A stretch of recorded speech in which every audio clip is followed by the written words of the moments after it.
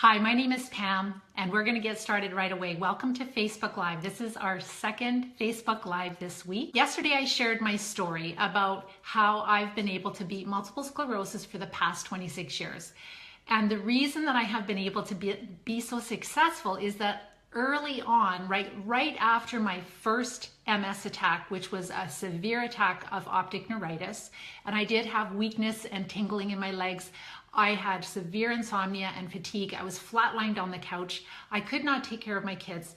But very shortly after my diagnosis, I decided to take a different route. And that was because I was introduced into this whole world of understanding that MS is caused by infection.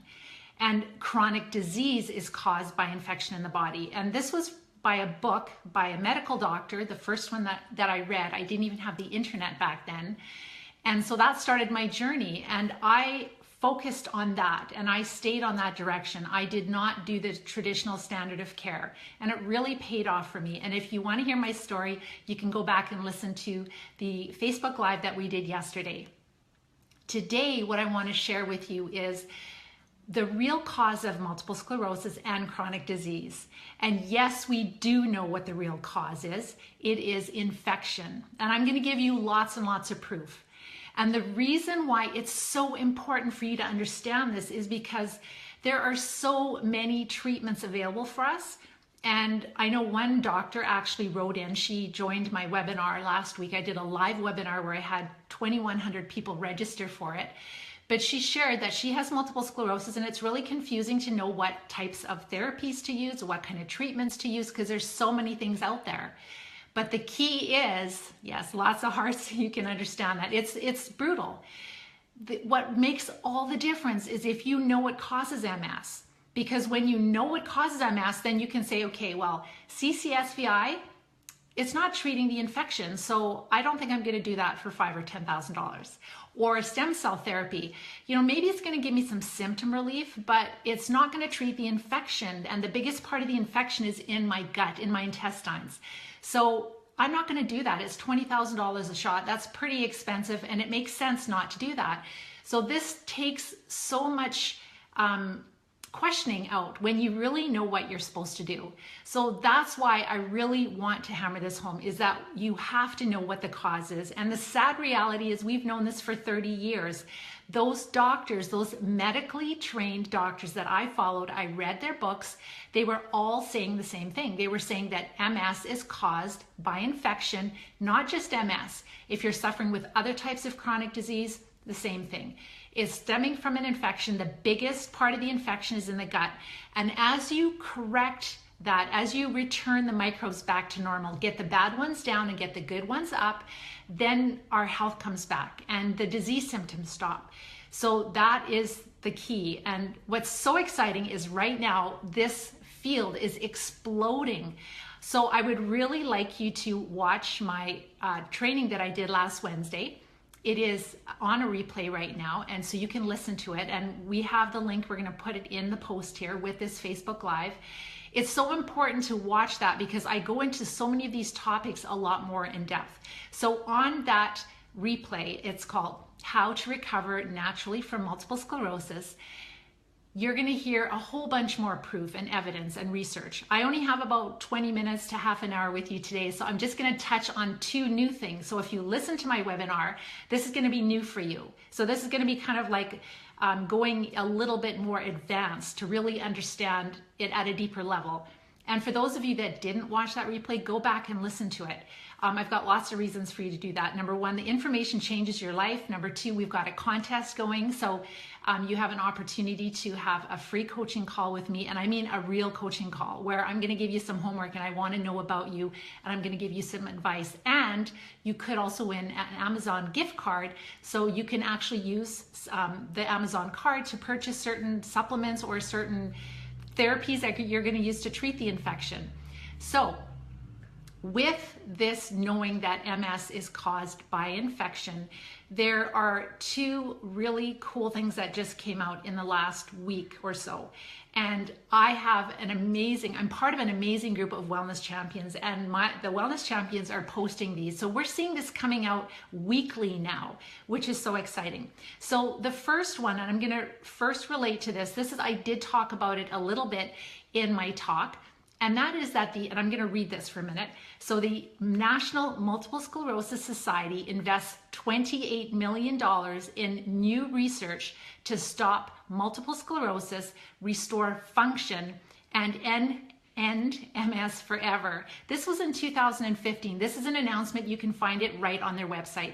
And I would love your undivided attention. So what I'm going to do is I'm going to take these links, and I'm going to, like, as you register for the email, you're going to get a reminder to listen to the replay and a link for the replay, but I'm going to put these links in that email also, so that you'll be able to go on your leisurely time and study, look at these links and look at this research. So this is something you need to share with your neurologist, with your doctor, because they need to know. Did you know that the MS Society has invested $28 million just this last year into research, studying gut microbes, diet, and wellness-centered programs? So the MS Society is even putting money into this. And what's so cool is that some of that money that they invested into studying gut health has gone into research that was just presented at a conference just about a week ago. So I'm going to read this too. So it is from ECTRIMS, ECTRIMS, and you're going to get the links to that, I promise you, so you can look at this yourself. So about a week ago, there was this big conference in London, in the UK. And at that conference, the title of it was New Results on Gut Bacteria and Multiple Sclerosis. And this is the 32nd Congress of the European Committee for Treatment and Research in Multiple Sclerosis. So this was a very, very exciting conference where they were really looking at how the gut microbiome impacts MS and how it causes MS, how it may cause MS, and how it's different with people that have MS and don't. And the gut microbiome is really all the microbes that live in our intestines. We carry about 2 to 3 pounds of these microbes with us. And what they're finding in this research is that the microbes in people that have MS are very different than the microbes of people that don't have MS. So they're finding that in people that have multiple sclerosis, the microbes actually cause an immune response. And in lay term, it just means that your immune system is fighting it. So they're just like pathogens. And I don't know why they have to make it sound so complicated, but basically we have a lot of bugs that our immune system is trying to fight. So it causes an immune response. And that relates to the T cells, the T helper cells, which are involved with MS. And then they also find that people that in the people that do have MS, that they have less of the good microbes that actually modulate our immune system. So we have more of the bad and we have less of the good. And that's what they're seeing in science. And we know that. Like those of you this is where I'd like to ask you the question. If you're suffering with chronic disease and MS, how many of you are dealing with gut issues? I'm sure that most of you are. So please just type in the chat box, yes. Because a lot of people, like, constipation is really, really common. And some people have diarrhea, but gas, bloating, stomach aches. We have bladder issues. Some people have leaky stool. People know that this is the area of the problem when you have multiple sclerosis. So this is the biggest base camp of the problem. So what I'd love for you to do is to share that. And yeah, a lot of people are going, yes, yes, yes. So thumbs up or because this is really nice, because a lot of people, they think, well, it's just me, like I'm different and I'm the only one. But then when they see hi Patricia, when they see all these different people that have the same symptoms that we do, then you're like, oh my gosh, this is real, this is true. And that is really cool. That's really eye-opening, because it helps to build our confidence that we're on the right track. So yeah, Angela said totally, and Jamie said yes, cool. So those are two really relevant new pieces. So this is being studied all over the world. Then we saw another article just come in, and these are the wellness champions that are posting this in our private Facebook group. So these are people that are wellness champions. They're taking charge of their health. Some of them are symptom-free, some of them are on the way, some of them are new students, but they're following this protocol of correcting the gut microbiome. And they understand this very, very well. So what I wanted to share with you is this third piece of information, or study that I should say, and I'm going to read it to you.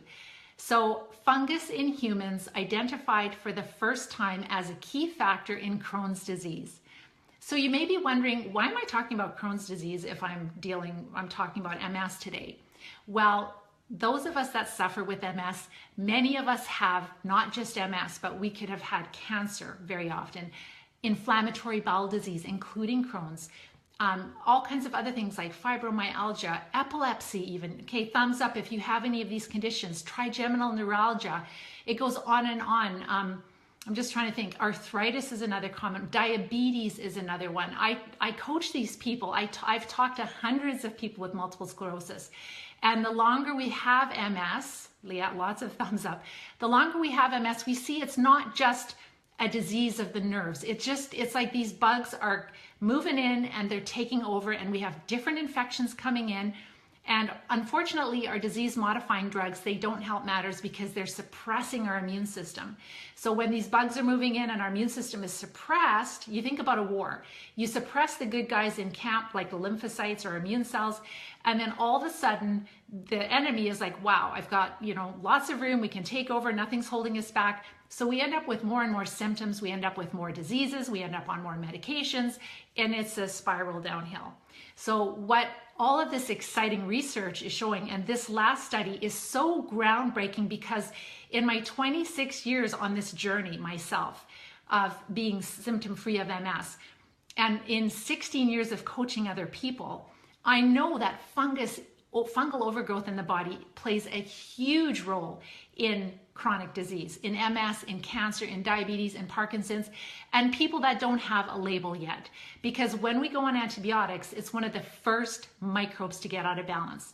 And so fungus, some of you might have heard of Candida, and we know that there's many types of Candida. There's about 20 cousins of Candida. There are at least 400 species of fungi. So there's a lot of different bugs that can get out of balance. But what they found in this study, which is so wonderful, is that finally they're acknowledging that fungus is a problem. With our medically trained healthcare professionals, we love them, but they're not trained in this, and they really don't believe fungus causes a problem. And it's not part of chronic disease. And we know it, any of us that have been through this program, and we've been working and chiseling away that fungal overgrowth down, that it is a problem. And in this study, working with Crohn's, they saw that people that had Crohn's disease versus people that didn't, the ones that did have Crohn's, they found at least 2 different bad bacteria and a fungus working together. Yes, they were in cahoots. So what that means is that they were producing biofilms, and my wellness students or wellness champions put a thumbs up. You guys know what that means. The biofilms are really where these bad microbes, they kind of congregate together and they create a slimy coat, a tent. They hide under it. So these bacteria are actually fusing with the fungal, the different fungi. And so this one is not even Candida albicans, it's Candida tropicalis. So that's a different Candida species. So we don't all have just Candida albicans to deal with. And so that's part of the challenge, is trying to figure out which one it is. So the important thing is that finally fungal overgrowth is being acknowledged as a problem. It is very challenging to treat. We know that as wellness champions. It's something that you chisel and chisel and chisel away at. But when you do the right things, we start to notice huge shifts in health. And it can be weekly that we're noticing changes. And yes, meditation is very, very important. Vicky, that's awesome. And that's part of a healthy lifestyle, is all those things are important. But what I'm finding is that with people with really serious chronic disease, they have to do more than the basics. They have to actually treat these infections if you truly want to get on with your life.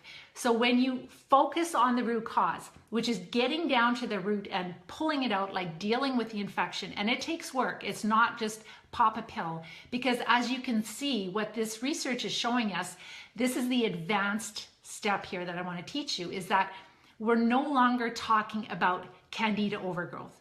We're no longer talking about doing candida cleanses. What we're talking about is correcting our microbiome, correcting the microbes that live in us. So we usually, when we have chronic disease, we have more than one type of bug out of balance. We might have 2 or 3 or 4 or 5 or 6. We could have parasites, we could have fungus, we could have bad bacteria. So awesome, you guys get that. So it's a whole new thing. This word dysbiosis, you're gonna hear that on my training. You're gonna learn some words that you've never heard before, many of you. But the cool thing is that you are gonna know, like when you start to see this research coming out and you see documentaries coming out and articles coming out in the mainstream, and you hear the word dysbiosis, meaning out of balance, too many bad bugs and not enough good, you're gonna go, I know what that means. And so you have to learn how to manage your microbes.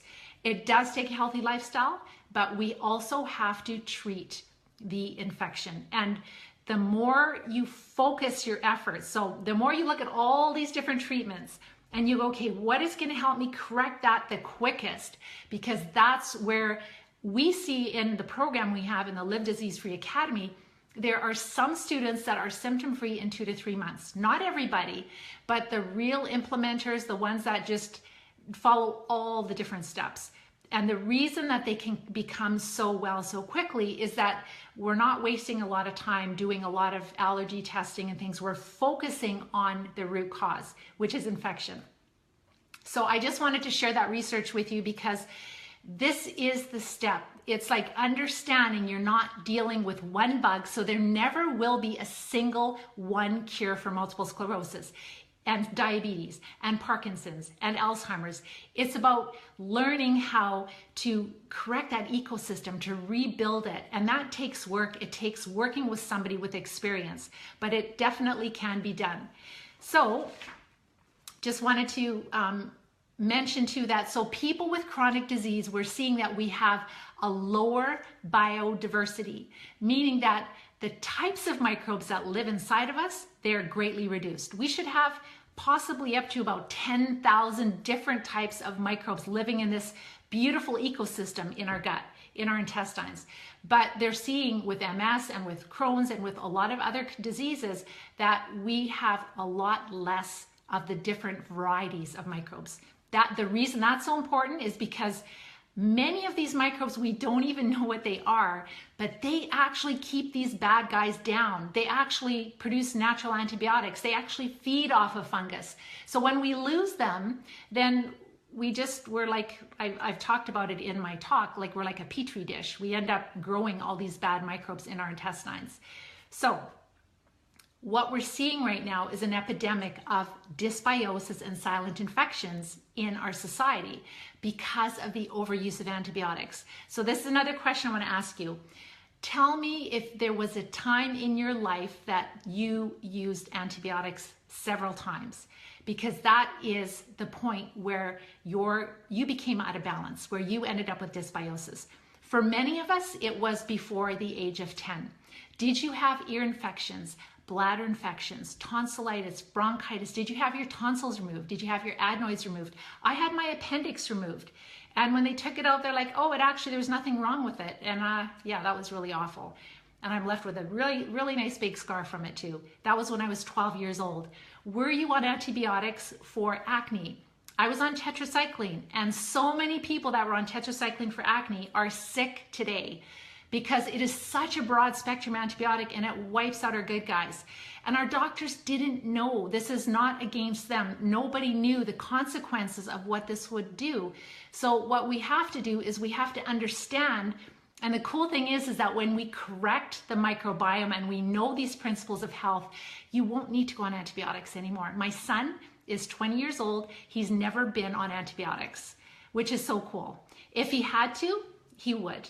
But the nice thing is he does not have to go on antibiotics because he knows these principles of health.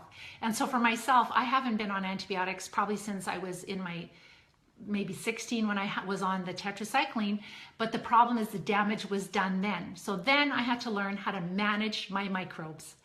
So the last things I wanted to mention is the overuse of antibiotics that started this whole thing for you. right? Some of you, maybe at birth, you had a really rough birth. I know some of you were commenting on that. And then some of you, I noticed I'm seeing yes, yes. Accutane, that was Angela, was on Accutane was actually a chemo drug. Angela, I don't know if you knew that.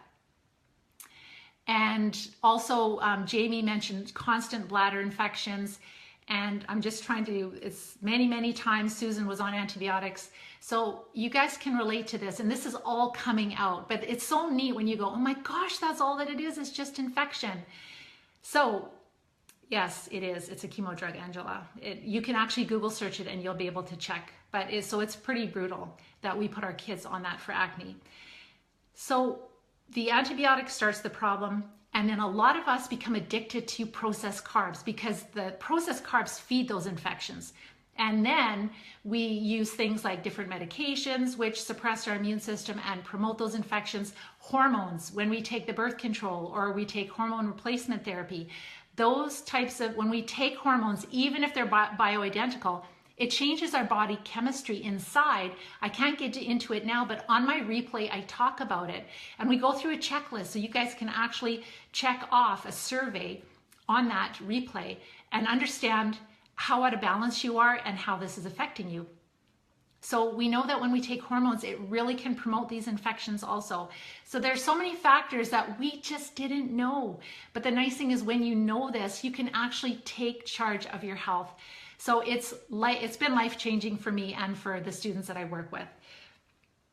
So I'm going to answer a few questions here. I'm just going to hopefully, I don't see my Facebook Live here. Okay. So what I did is if I can't answer all your questions right now, what I will do is remember, I will check them after and answer them. So just make sure you ask your questions. So Vicky, all the time I've been told, yes, she's dealing with fibro. Could have been MS. So we all know, you guys have been there if you've had MS for a little while, and that's why it's so important. If you're newly diagnosed, you can nip it in the bud and you can recover and move on with your life so much quicker. So that's the cool thing. And hi, Marlene, you just joined. Oh, Marlene Stovey, my aunt. Hi, Auntie Marlene. So, oh my gosh, Angela, you took, Jamie took Accutane for 2 years as well. So my heart goes out to you guys because it's brutal. Nobody knew. The doctors didn't know. They honestly thought they were doing the best for us. But that's why we have to take charge of our health. We have to become our own health advocates.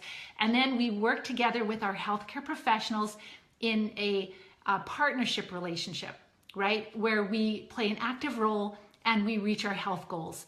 We have to know what it takes to be healthy. And on my replay, I share that with you. So there is a link to it. It's called How to Recover from Multiple Sclerosis Naturally. If you don't have MS, if you watch it, I can promise you, you'll relate to everything. Everyone that listens to it, they don't have MS. They go, oh my gosh, this applies to me 100%. So you were diagnosed, Bernice, 3 months ago. I really hope that you watch my replay. You have to know this information. So there is a link just in the post, and probably it'll be in the feed also with all the questions. Go listen to that replay. You're going to know all the steps that we use to help people recover from multiple sclerosis. For any of you that are on this live with me, this Facebook Live with me, if you're at the place where you're like, I am ready, I want my life back. This makes so much sense to me. I understand I have to invest in my health. I understand that our standard of care can't help me right now with wanting to have the quality of life that I want. Then I really encourage you, listen to that replay. Look at the Live Disease Free Academy, see if that's a good fit for you. We are filling the class, and if you're not quite ready, go there anyhow and listen to all the steps. You'll know what we do, and there will come a time when our paths do cross again. So Carol, you just finished a month of diflucan, and you got another month's worth. That's something that we'll have to talk about. I personally, probably a month on diflucan is, we need to first see, like, did it help a lot, not. I would personally, that's kind of a question that would be a little bit more personal. And Valerie, you were told that green tea really helps. Personally, what we do in the program is we take everybody off of all caffeine. So we do not have any green tea. We do not have any organic chocolate. I learned this very early on, And this is something that I teach in the program, why, but we have no caffeine. There's lots of wonderful different plants and nutrients, so we get lots of antioxidants, but we don't need to get it through the green tea because we're just taking away the caffeine. There's something about caffeine with chronic disease that's not so great. And there's a lot of hearts going on there. Awesome, thank you. And so I think, let me see, I'm just gonna actually try to scroll this. I've been told not to do this, but yeah, I can do it. Because I just didn't wanna, I did not want to wiggle my camera. So manage your microbes. Yes, Patricia, and you are gonna be joining us right away. And will I be going over the therapies again? So on these calls, I can't go over the therapies. That's something we do in the program. So Pam, what I would do is go back to that session. There's a whole page in the members area and just go step by step through that again, because I know you're just starting on the therapies. So that is something that you're gonna wanna just read through it and just start, we always start low and slow. Cool, and so many of you have been on a lot of different antibiotics. So I think I've covered everyone. So if you are ready, if you feel like, oh my gosh, is it possible that I could actually get my health back and my life back and start 2017 as a brand new person? Yes, you can. It is gonna take work. I'm not saying it's a cakewalk, but it's a lot less work than living with chronic disease. And so what we're doing is listen to the replay, learn about the Live Disease Free Academy, see if it's a good fit for you, learn all the steps we do to get people well. This is what I live by every single day. So thank you so much for joining me today. Tomorrow, I'm going to be talking about the mindset of a wellness champion. And many of you might think, oh, my mindset is great. I don't need that kind of stuff. That's kind of fluffy stuff. Well, that is truly the biggest factor for many people. That's what keeps us stuck, and it really prevents us from moving forward with our life. So it's really important that you join us for that tomorrow, because that is what's really going to help you push through it's called the reasons or the excuses, the things we tell ourselves that keep us stuck. Like, a lot of people have huge breakthroughs with this, and this is really important for you to break and move forward. So with that, I'm going to let you guys go. Have an awesome evening, and we'll see you tomorrow, same place, same time. Take care. Bye-bye for now.